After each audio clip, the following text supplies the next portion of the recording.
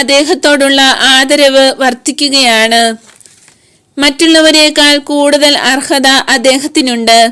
കൂടുതൽ സമയത്തേക്കും അനുഗ്രഹങ്ങൾ അർഹിക്കുന്നു. ദൈവശിശു അതറിയുന്നുണ്ട്. പിതാവിന്റെ വചനം സംസാരിച്ചു തുടങ്ങിയിട്ടില്ല. എന്നാൽ അവന്റെ ഓരോ പ്രവൃത്തിയും ഓരോ വാക്കാണ്. നിഷ്കളങ്കമായ അവിടുത്തെ വാക്ക് വാഴ്ത്തപ്പെടട്ടെ. കാരണം വൃത്തനെ കൂടുതൽ ഇഷ്ടപ്പെടുന്നതായി ശിശു കാണിച്ചു. എന്നാൽ പ്രിയ മക്കളെ, ഈ ദർശനത്തിൽ 2 പാഠങ്ങൾ കൂടിയുണ്ട്.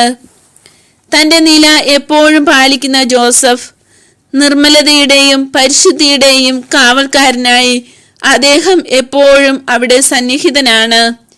എന്നാൽ അവരുടെ അവകാശങ്ങളിൽ ഒരിക്കലും കൈകടത്തുന്നില്ല. ഈശോയോടുകൂടി മേരിയാണ് വണക്കവും വാക്കുകളും സ്വീകരിക്കുന്നത്. Joseph Mary